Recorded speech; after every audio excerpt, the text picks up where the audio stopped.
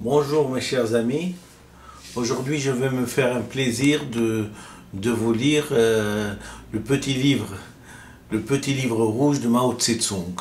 Mais cette fois-ci, je vais essayer de ne pas apparaître devant la caméra et donc de vous lire devant vous. Ça sera plus éloquent et vous pourriez peut-être me suivre en lisant avec moi. Vive la République populaire de Chine. Mao Tse-tung. Le petit livre rouge, premier chapitre. Le noyau dirigeant de notre cause, c'est le Parti communiste chinois. Le fondement théorique sur lequel se guide notre pensée, c'est le marxisme-léninisme. C'est la locution d'ouverture de la première session de la première Assemblée populaire nationale de la République de Chine. Pour faire la révolution, il faut qu'il y ait un parti révolutionnaire. Sans un parti révolutionnaire, sans un parti fondé sur la théorie révolutionnaire marxiste-léniniste et le style révolutionnaire marxiste-léniniste, il est impossible de conduire la classe ouvrière et les grandes masses populaires à la victoire dans leur lutte contre l'impérialisme et ses valets. Donc sans parti révolutionnaire, sans parti révolutionnaire, il est impossible de réussir une révolution. Voilà ce que je voulais vous dire. Nous passons au deuxième diapositive.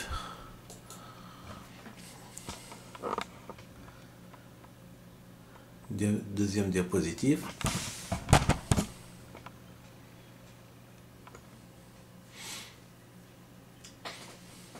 Vive la République populaire de Chine. Forces révolutionnaires du monde entier, unissez-vous. Combattez l'agression impérialiste. Novembre 1948. Œuvre choisie de Mao Tse-tung, tome 4.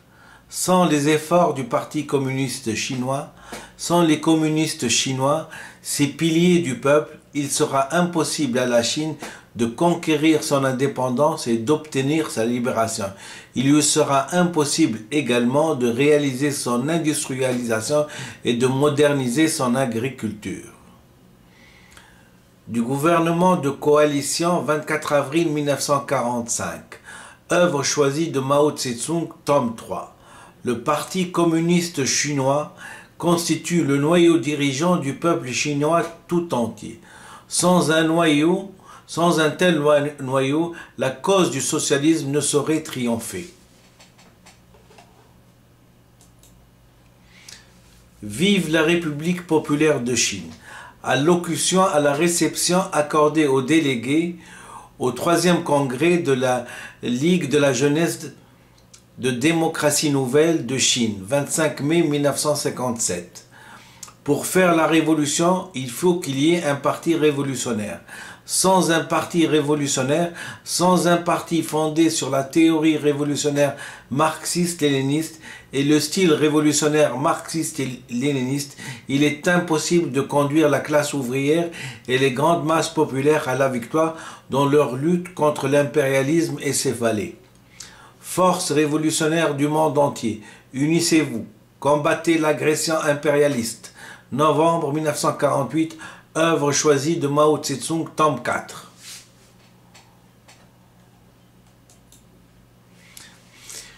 Vive la République populaire de Chine. Sans les efforts du Parti communiste chinois, sans les communistes chinois, ces piliers du peuple, il sera impossible à la Chine de conquérir son indépendance et d'obtenir sa libération. Il lui sera impossible également de réaliser son industrialisation et de moderniser son agriculture.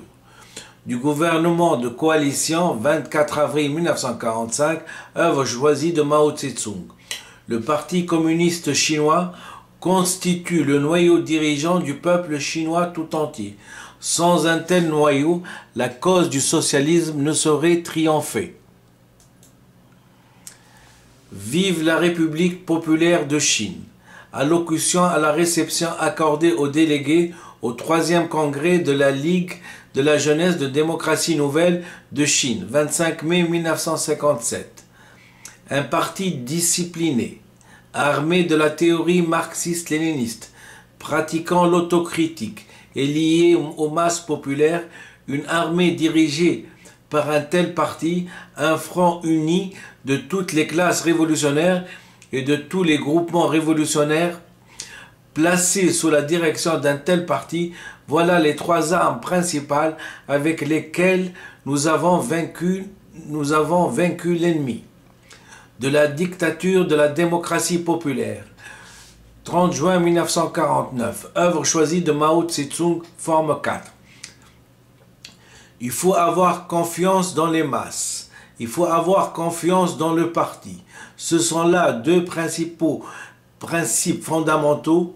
Si nous avons le moindre doute à cet égard, nous serons incapables d'accomplir quoi que ce soit. Vive la République populaire de Chine. Sur le problème de la coopération agricole, 31 juillet 1955. Armé de la théorie marxiste-léniniste, le Parti communiste a apporté au peuple chinois un nouveau style de travail, dont les éléments essentiels sont l'union de la théorie et de la pratique, la liaison étroite avec les masses et l'autocritique. Du gouvernement de coalition, 24 avril 1945. Œuvre choisie de Mao Tse-tung, tome 3. Un parti qui dirige. Un grand mouvement révolutionnaire ne saurait le mener à la victoire sans théorie révolutionnaire, sans connaissance de l'histoire, sans une compréhension profonde du mouvement dans sa réalité.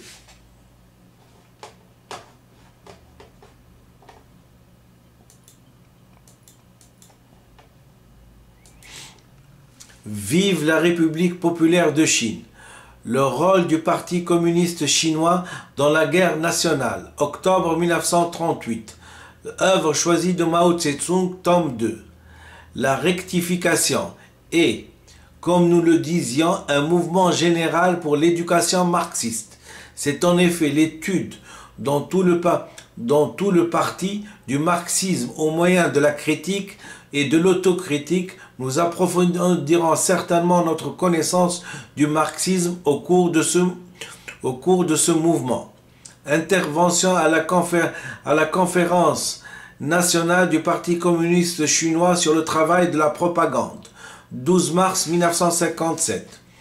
C'est une tâche ardue que d'assurer un niveau de vie convenable à des centaines de millions de Chinois, de transformer notre pays économiquement et culturellement arriéré en un pays prospère, puissant, doté d'une culture hautement développée.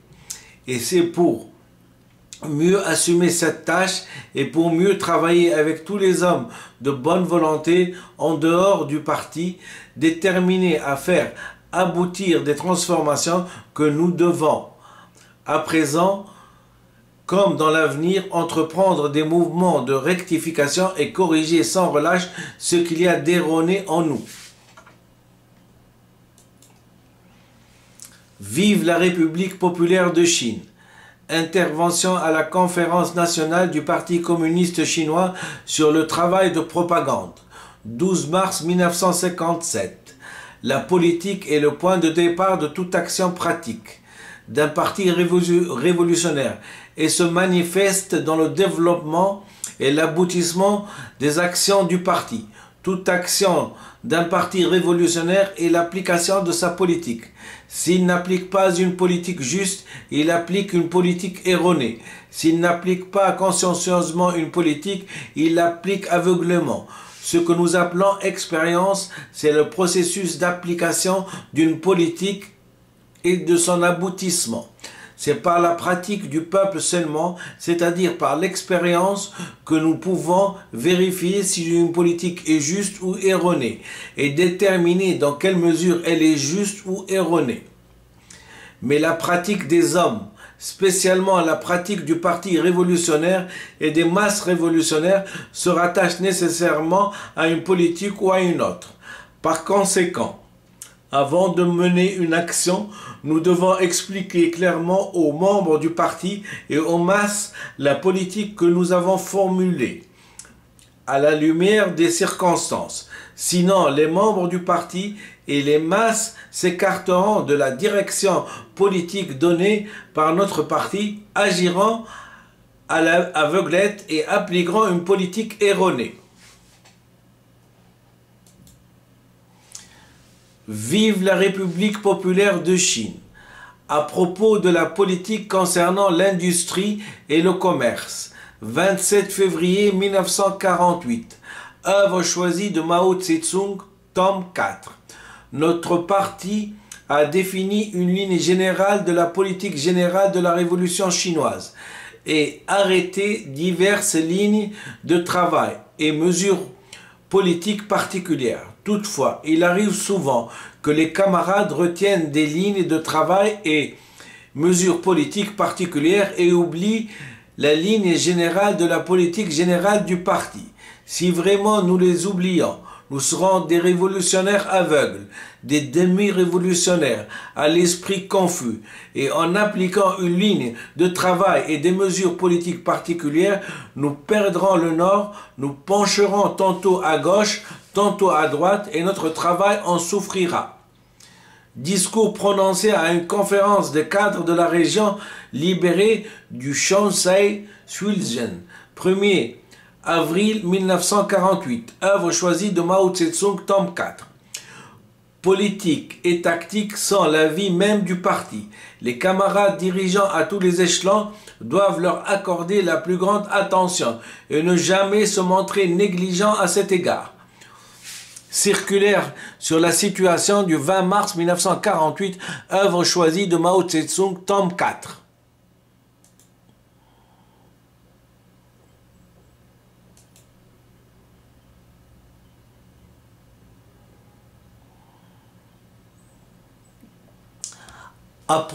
Vive la République populaire de Chine. À propos de la politique concernant l'industrie et le commerce, 27 février 1948, œuvre choisie de Mao Tse-tung, tome 4.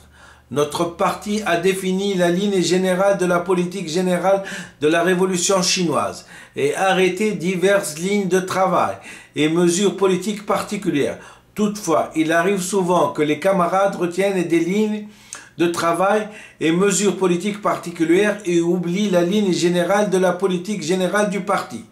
Si vraiment nous les oublions, nous serons des révolutionnaires aveugles, des demi-révolutionnaires à l'esprit confus, et en appliquant une ligne de travail et des mesures politiques particulières, nous perdrons le nord, nous pencherons tantôt à gauche, tantôt à droite, et notre travail en souffrira. Discours prononcé à une conférence des cadres de la région libérée de Shaanxi-Shenzhen, 1er avril 1948, œuvre choisie de Mao Tse-tung, tome 4. Politique et tactique sont la vie même du parti. Les camarades dirigeants à tous les échelons doivent leur accorder la plus grande attention et ne jamais se montrer négligents à cet égard. Circulaire sur la situation du 20 mars 1948, œuvre choisie de Mao Tse-tung, tome 4.